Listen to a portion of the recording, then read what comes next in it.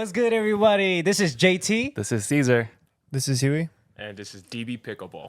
and welcome back to episode 14 of Dink or Swim. Dink or or swim. All right, y'all. We got a special guest in the house.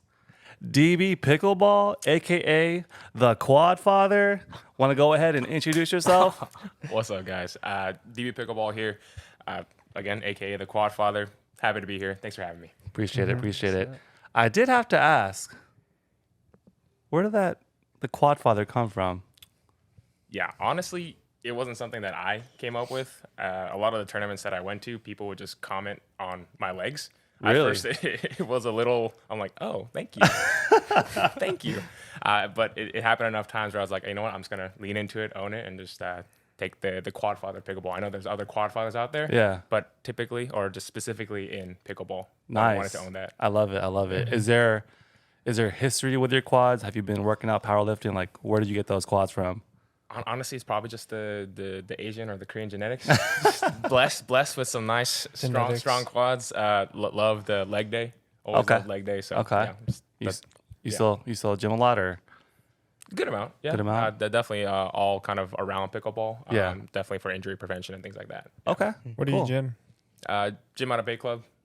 Bay Club's where I teach. Bay Club's where I drill. Where I play. So Okay. Out of Cool. there. So you got the whole system right there Yes, for sir. you. No need to leave when you got that whole setup for you, right? yeah, I guess subtle plug. Yeah.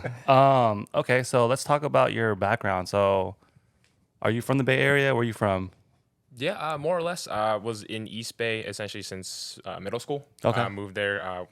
Basically been in California since I was 5, and then went to Santa Clara. That's how I ended up down in the South Bay, and basically stayed after that. Okay. So you've been in Santa Clara or the Bay Area pretty much your whole life. Yeah. Okay. And how did you? First of all, when did you start playing pickleball, and how did you get into it? Yeah, for sure. So I think a very similar story to a lot of other people. Picked it up during the peak of the pandemic, summer of 2021. Buddy of mine, actually Harrison, shout out HY Pickleball, introduced it to me, and my main sport was basketball. And Really? Yeah, they had taken down all the hoops during the time that I was trying to play, and I was like, shoot, I need something. I need to play outlet. something. Yeah, I need Yeah. an outlet, competitive, something athletic. And then he introduced pickleball to me, and then just basically fell in love. Kept playing. We started playing with some wooden rackets, like playing on tennis courts. And then we each bought paddles, and we just kept trying to beat each other. So Yeah. we kept upgrading paddles and things of that nature. And then basically, honestly, the rest is history. Yeah. Okay. Huey, you look like you're about to say something crazy.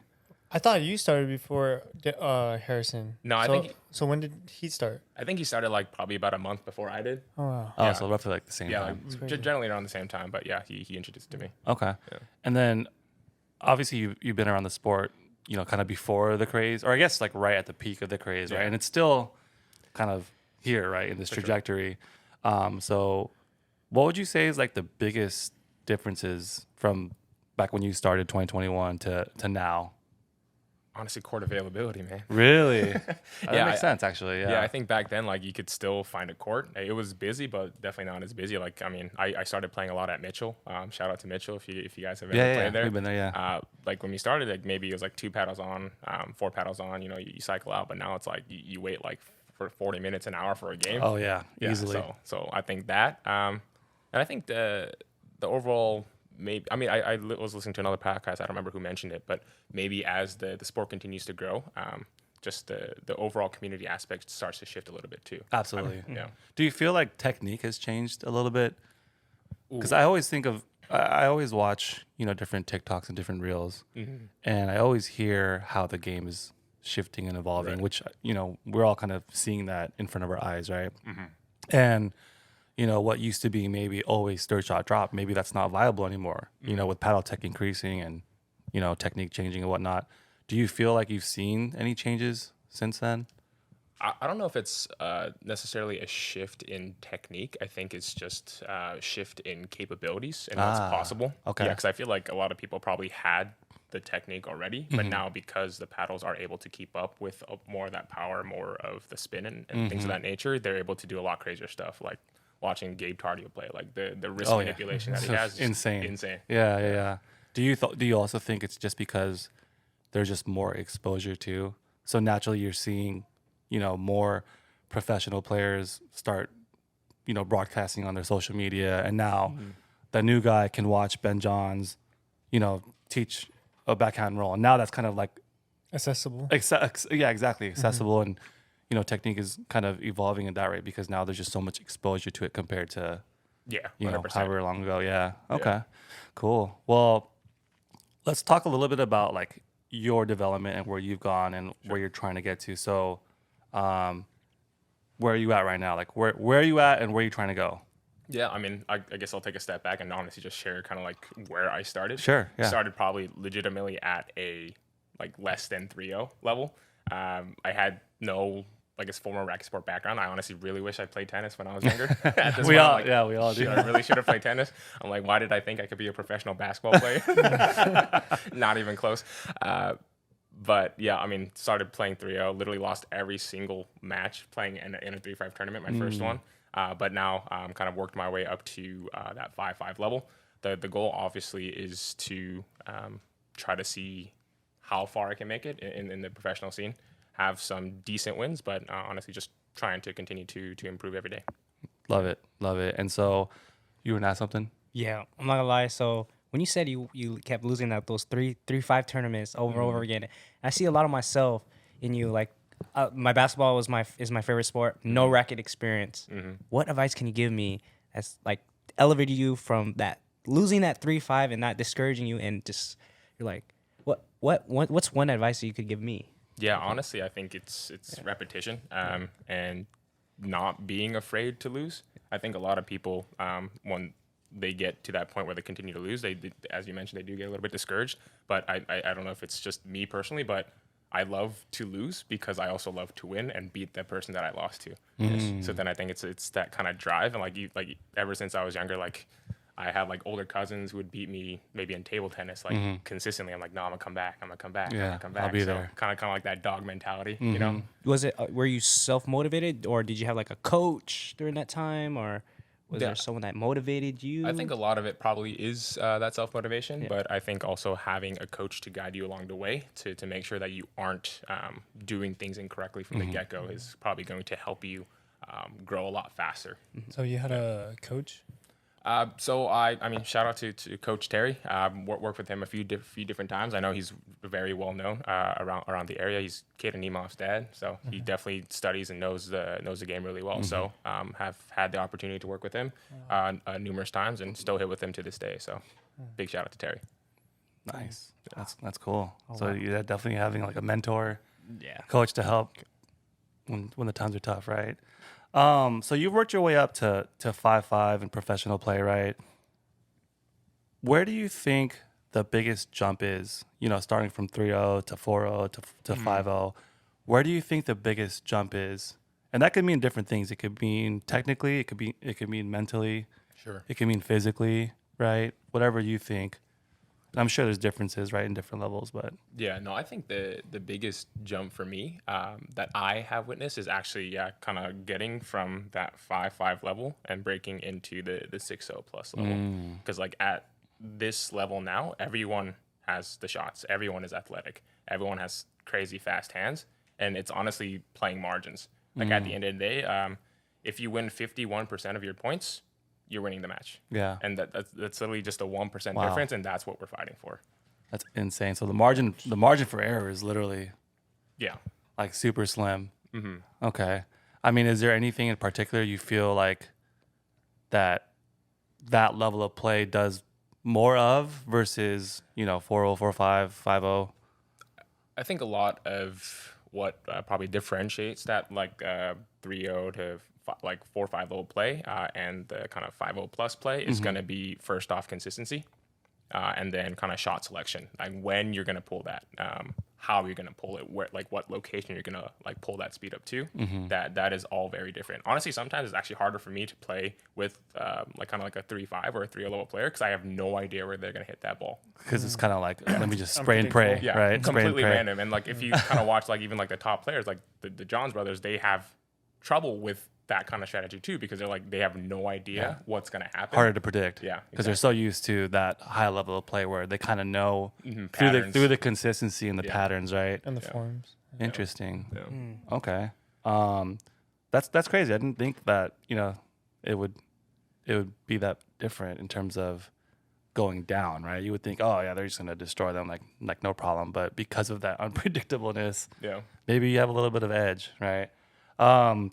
Okay, so moving on to some more personal questions here. Sure. Let's say you're warming up, you're about to play a tournament, pro tournament. What's on your playlist? Honestly, I had a feeling you'd ask that. Honestly, I'm one of those weird people. Like, even at the gym, I don't listen to music at all. Yeah, no, I don't really listen to music. Like whatever's playing on the gym speakers. To be honest. So you come in no headphones. No headphones. Just straight up. I mean, every so often I'll put something on but for the most part, like probably on like 95% of the time, I have like no music. I'm just kind of in my head or just like completely blank zen, thinking about nothing. Interesting. Yeah. Can you guys do that? Do you do that? You and I listen to like music, like anime inspired music, like there you go. EDM At the gym, yeah. But now I think about it, like I feel like when you listen to music, you're trying to distract yourself from the actual goal, actual thing. So you're not listening to music, you're actually focused, goal at hand. So I feel like a lot of people use the music to like because they're nervous, But I feel like if you could master without the music, I feel like that's a good advice right there. Do you know who David Goggins is? Yeah. Yeah, he's like when you said that, you made me think of him. He's that dude, crazy guy. It's like, be hard, blah blah, cuss you out, right? Stay hard, right? Do this, run 1,000 miles, stay hard, right? And he runs like hundreds of miles, Crazy. Yeah. no music, literally no music at all. And he says, to your point exactly, it's just a distraction from what you're really trying to do. Yeah. You think you could do that? Music, I think it just elevates your workout. So it's just like all personal perception. preference. Yeah. I heard like the same thing with like 50 Cent. He made a quote like, "What are you after like outside of the music, right? It's just you against you." So like I do see the perception in both. Yeah, that makes sense. Okay. Now, do you have, again, going back to that theme, you're about to play, against the Johns brothers, right? I wish. Do you have any pregame rituals or superstitions? Huh. I feel like I'm super boring at this point. Like, no.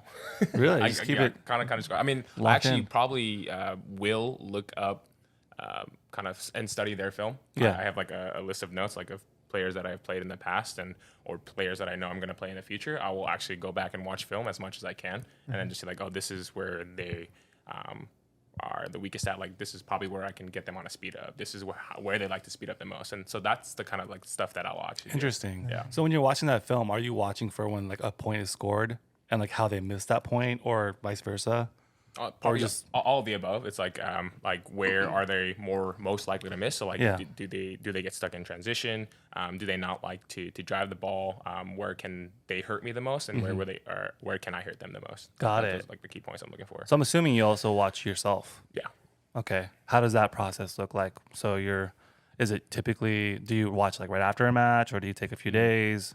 Certain matches I can watch right after, but Yeah. like certain losses, it's like it stings too much to watch. Like I'll avoid it. I'll like just kind of be in my camera roll for days, and I'm just like, I can't watch this yet. Oh man. Yeah, because I just know like how much it hurt. But for the most part, yeah, I'll kind of towards the end of the day, like when I'm kind of in bed, just shower, and I'm just kind of ready to decompress. I'll watch some tape and see what I did, and kind of take notes and see how I can improve for the next time. Love it. And what does that process of improvement look like? So obviously you have these notes, you've studied the film for yourself and for other players. What does that process of improvement look like for you? Yeah, kind of from the notes that I take, I'll essentially implement that into the drilling that I do the next day, or when I am out drilling the next time around.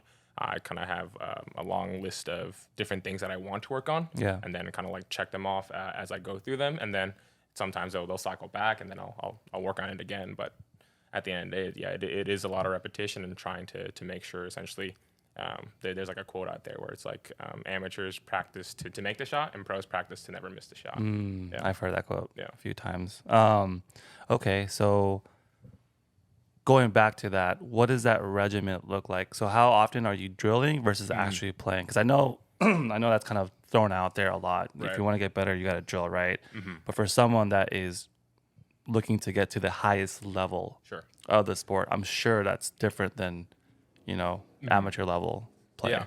So when I first started, I kind of dove into full-time pro beginning of February. I was probably drilling 2 to 3 times a day. Only played maybe 2 to 3 times a week. And how many hours, just sorry to cut you off, how many hours is that per day? Like 2 or 3 times a day? Each drill session was probably like 2.5 hours. So it was, like anywhere from like 7 to 10 hours a day, just like really, really focusing on hitting the shots, making sure I basically couldn't miss. Yeah. Sorry, go back to the question. Oh, no, and then, so you're drilling, how much of that you're drilling, and then how much of that you're playing? Yeah, so like the spread was definitely kind of like 90-10, 80-20. Wow. It's something to that regard, yeah. Okay. That's insane. I can't even imagine like drilling that much. Okay. Was there like a certain, and obviously your drilling pattern has probably changed and refined throughout the years. Was there anything that you remember drilling the most of? Like you felt like you just couldn't get it down? Honestly, still to this day, dinks, man. Dinks are literally the hardest thing. Really? Yeah. Like just keeping them low, making sure you're attacking every single one. I think it's probably one of the hardest things. Like even in the pro level, you'll see like the difference between like the best pros out there. I think the people who have probably the most solid dinks, Ben Johns, Andre Diescu, like they don't have a ball or a dink that pops up high. You can't attack it. Yeah, you can't attack it. It's impossible. At all. Yeah, and watch kind of some other people like every like maybe 4th or 5th ball that ball's gonna pop up. That's interesting. So yeah, dinks are hard, man. Yeah. Hardest part of the game. It looks probably like the most boring part of the game, but it is the most difficult part. So you heard it here. If you want to get really good, practice your dinks. Yeah, if you can attack that dink and move your opponent around, like you like especially anywhere up until like the 5-0 plus level, you're gonna win your games. Yeah. Yeah. And how much of that like movement would you say is critical to earning the point? So you're trying to like obviously throw your opponent off, right? And like you mentioned earlier, it's a game of margins. Yeah. You're really just trying to make them hit that dink just a little high so that way you could attack it or, lob it up or whatever the case may be, right? How much of moving them around, does that matter? Like, are you really trying to move them around or are you trying to get a good shot, a good angle? Like what's your strategy? When I'm I guess kind of teaching my students or thinking about how or thinking about the game myself, I think the number one rule to speed up is first make sure that you're on balance. And then number 2, make sure your opponent is off balance. Because if you're speeding that ball up when your opponent is on balance, that ball is like 100% coming back. Yeah. But if you are able to get them off balance, that percentage shoots up way higher. That you're gonna make sure that they miss that next ball. Sure, they can be athletic, get that ball back, but then it's consistently setting that ball up. Like never think about that first ball as a put away. Because at the higher level you get, like that ball is like coming back. Is it almost you're expecting that it's not going to be a put away at that level? Like you're almost 100%. Yeah, I like anytime I speed up now, I'm not thinking about the winner. I'm thinking about if I hit this ball here, the ball's going to come back here, so I'm placing it and waiting for that next ball to come back. Yeah, so I think the better players are going to know, if I hit it here, it's going to be here, and then basically that's why they call it chess, because it's like you got to consistently think of like 3, 4, 5 steps ahead. Wow, it's like so it's literally it's. At that level, everyone's at the same level of athleticism, same level of shot selection and shot ability. Now it's like, cool, can I think 5 steps ahead of this person? Yeah. And how much of that is synergizing with your partner? Yeah, very true. Yeah, there's that aspect of it as well. Yeah, making sure that your partner also knows what you're gonna do when you're gonna pull, like what shots you like to pull on, and then being able to cover the shots that you pull from and all that kind of stuff too. So yeah, partner synergy, 100%.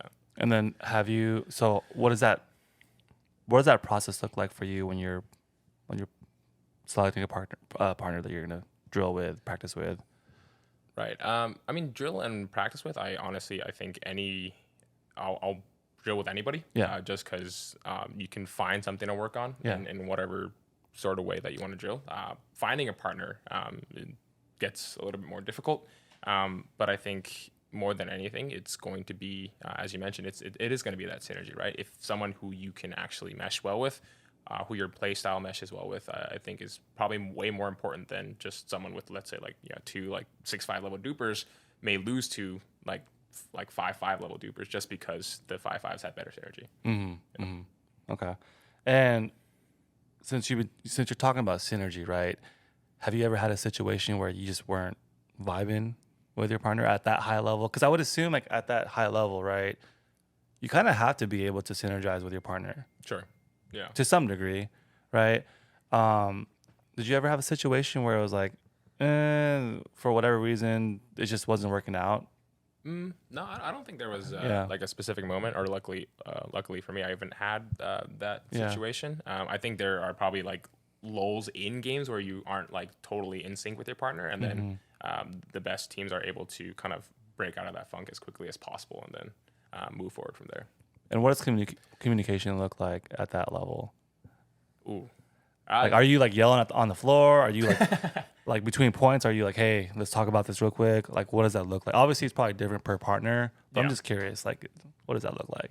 Yeah, I mean, the where I've seen the most success, I mean, I think I'm definitely haven't always been the best. Where like, like, let's say like we aren't playing well, and then I can get kind of down on myself, and maybe wasn't the most positive for my partner. But I think what I've seen personally, and like where we have been the most successful, is where essentially both partners are just, no matter what is happening on the court, no matter what the score is, we're both kind of just out there having fun.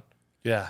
And then just playing loose, I think, is probably going to help your game the most, because once you get tight, and if you get stuck in being tight, it's over. Yeah. I think we were talking about that in one of the other episodes. Yeah. They're like, what's the best way to kind of go about it? And you were kind of saying the same thing, right? Like, just being loose. Do you feel like for you, for our level or your level, right? Do you feel like it's harder to find synergy with partners sometimes? My level? Yeah. I think it depends. Yeah, you really have to find someone with the same mission and values as you. Like you need to know that, like, one, are we here to experience and learn, or are we trying to win, and make that just the focus, right? Because sometimes when you get into like the winning aspect, you forget about everything else, and then it just becomes emotional based. Yeah. So, Well, yes, I think that's true. But at your level, how does that change? Because now winning does kind of matter, right? You're trying to, get to the top, and also, how do you know you're there? Because you're trying to win, right? You're trying to get as highly rated as you can. How do you know you're there?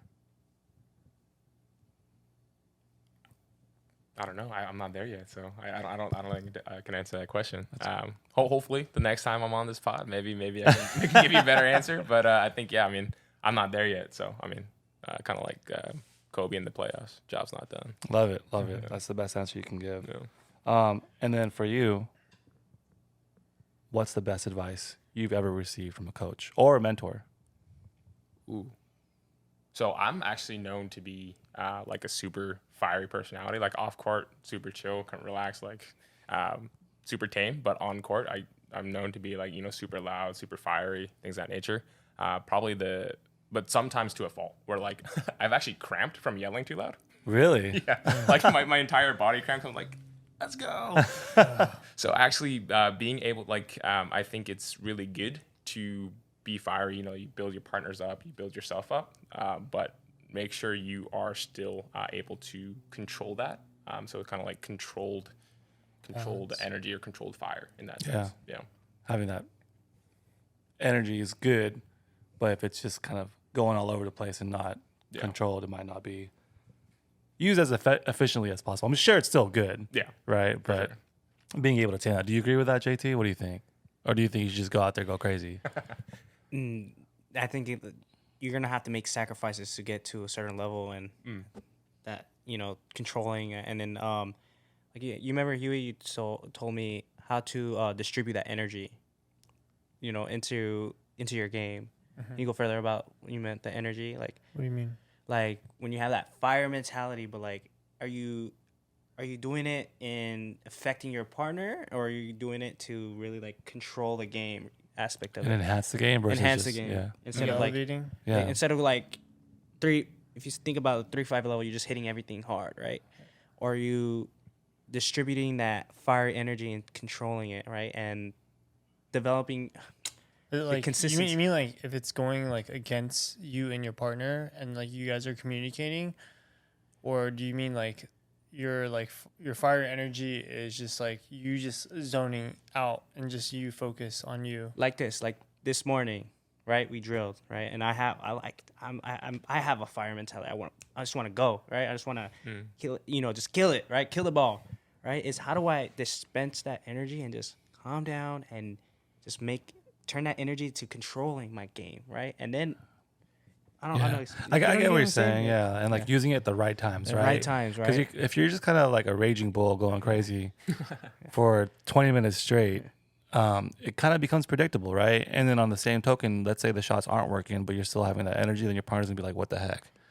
Versus having spurts and moments and being unpredictable, kind of like what you were saying earlier. It's all about, like that thin margin of error.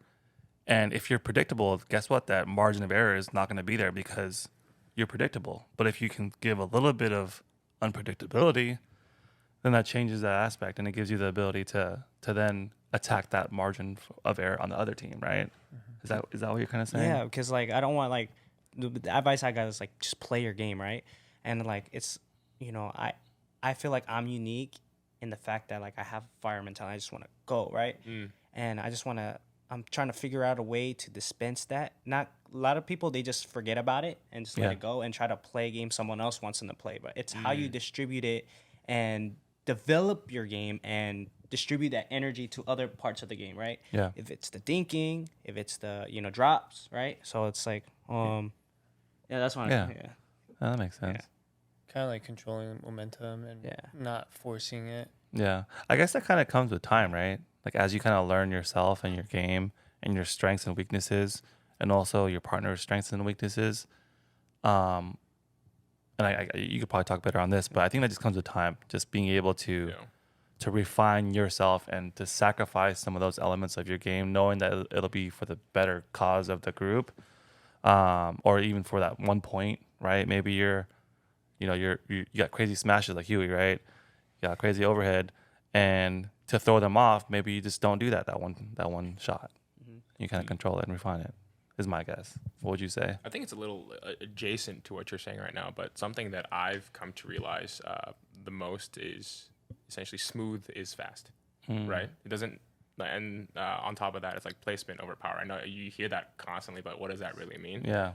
And the more I've played, the more I realized, like I used to be, like super fire. Like I was like literally moving all across the court, but probably by like mid game or like by the third set, like I was gassed because I was just moving way too much. Yeah. But realized if I slowed it down, and actually just got to my spot more smoothly, I ended up having more energy, actually more power in my shots, and was more ready overall. So I think kind of like a new philosophy or things that I teach my students as well is try to make sure every shot that you hit is smooth, as opposed to just putting 100% into every single shot. Isn't there like a saying by Muhammad Ali? Slow is smooth is fast. Something like sting like a... Oh. Never mind. I forgot the quote. Float like a butterfly, sting like a bee. There you go. Yeah, It's that's kind a of like good that, one. right? Yeah. A little bit.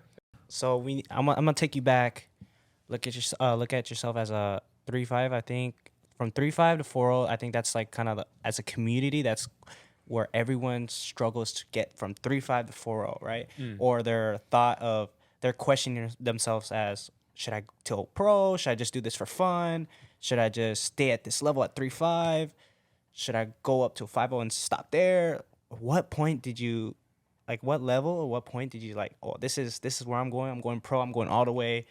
You're doing that, like drilling like 3 times a day. 7 hours, 7 to 10 hours. 7 to 10 hours. Level of commitment, right? What's that point? What's that year, or what point did you say I'm taking this? Or was there like a moment? Yeah. Was there like moment. oh man, this is it? I think it definitely was a slow burn. Yeah. Oh, yeah. Started at 3-5 and we won our first 3-5 tournament. Yeah. And we played 4-0. We won our first 4-0 tournament. Right. Essentially, as soon as I got to that kind of like 4 or 5 level, I was like, oh, is this a possibility? Yeah. But I'm like, I honestly can't even think about that unless we, do well in a 5-0 tournament. Right. And then at the end of December of last year, 2023, Harrison and I, we won our first 5-0 gold PPA, and we're like, let's freaking go. Legit. Let's freaking go. And then honestly, but like the entire time, like I've been playing for a little over 3 years now, but like probably by like year 1.5, year 2, I told my wife, I'm like, I'm going pro. Yeah, I I'm love going it. pro. You knew Yeah, like I was like, I'm going pro. this is your shit right here. Yeah. Like I'm going in. And then at what point did the Quadfather name come in? Was that like 4-0, 4-5?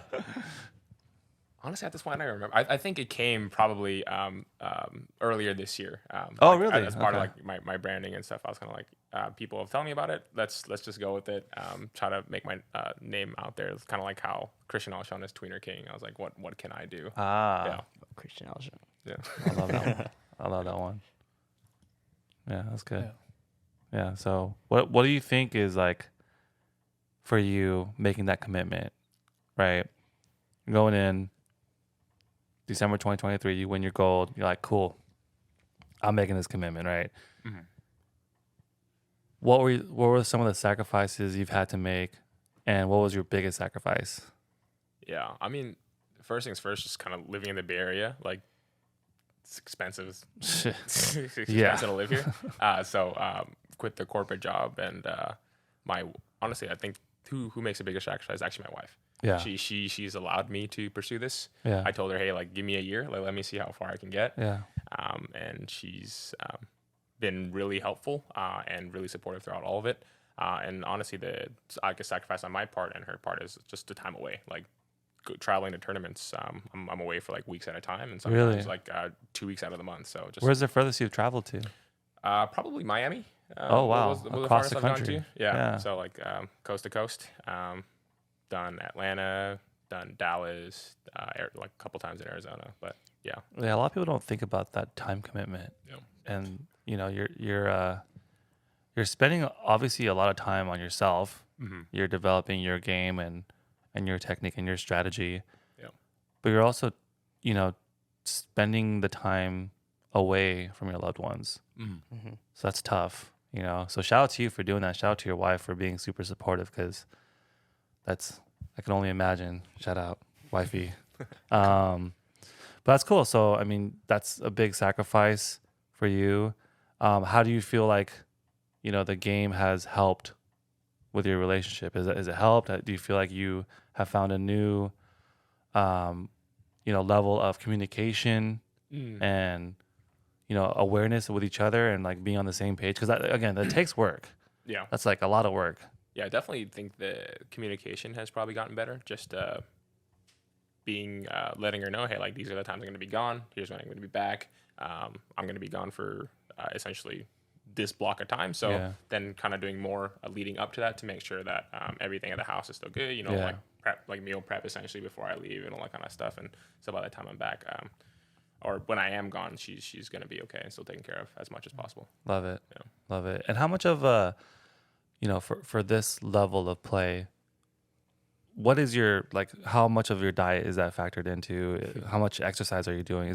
You kind of mentioned earlier you do specific exercises for pickleball. Mm-hmm. Is there anything like in particular you could share with us?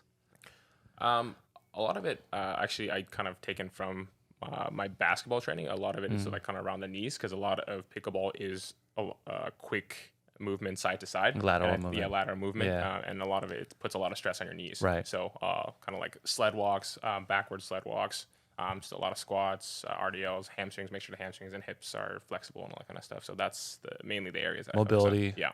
A lot of stretching, I'm assuming. Mm-hmm. Okay. And what about food?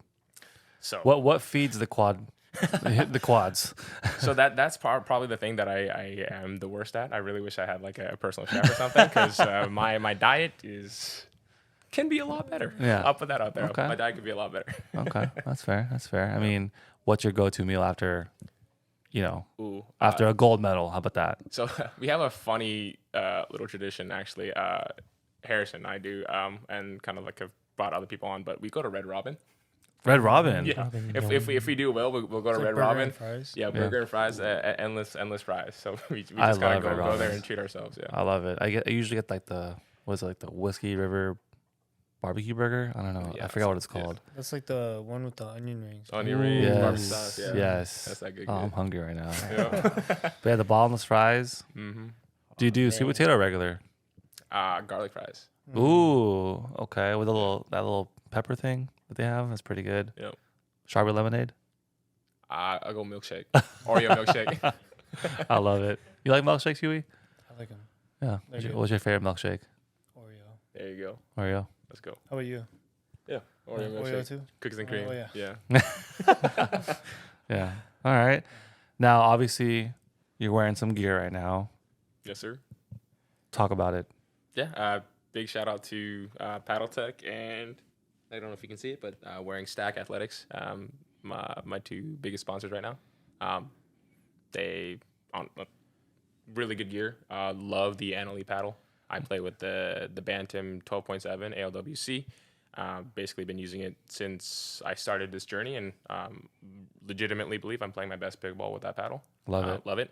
And Stack is recent, but really, really good clothing. Highly recommend.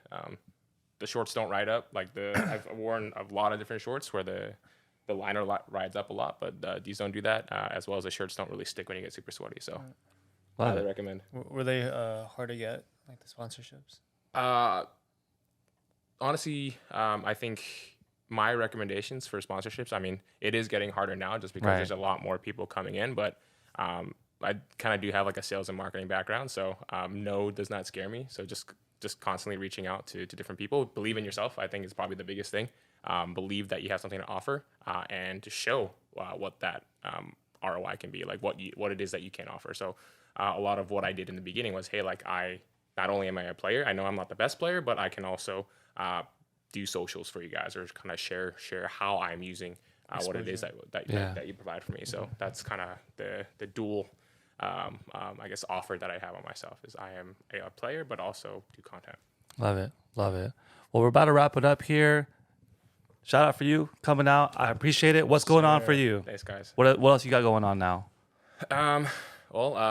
Check me out. Most likely going to be at PPA Vegas as Nice. well as APP SoCal. So if you guys are out there, looking forward to meeting you guys. I'm actually going to be in Korea too, and they do have a tournament out there. So looking to play some singles out there. Ooh. So whoever's out in Korea, looking forward to meeting you guys as well. Love it. Love it. One more thing. What's your signature shot, bro? What's your signature shot? You can't leave without that. Yes, sir. I don't know. That's giving out trade secrets right now. But if you speed up down my line on the right side, it's not coming back. It's going back. That forehand punch counter. He just casted reflect. You know, like right there, boom, reflect. Yes, sir. It ain't happening. I love it. Huey, you got something for him? Oh yeah, we have a. Oh, thanks, guys. Sir. Appreciate it. Thank Thank you. you. Thank you. Shout out.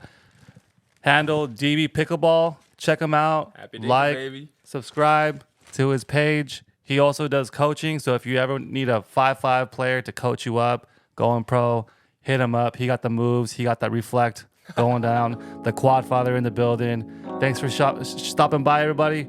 Peace out, y'all. Peace. Got this shorty. Okay, yes. Hey, yeah, check. Baby, I ain't wanna lie. I've been feeling on your vibe. Baby, hotter than July. We be outside. We get on like 5. Wanna take a deep dive. Diving in your zone. Shorty like a Love Jones. Sipping on Perrier. Higher than a drone. Baby, wanna get it on. Baby, we could get it.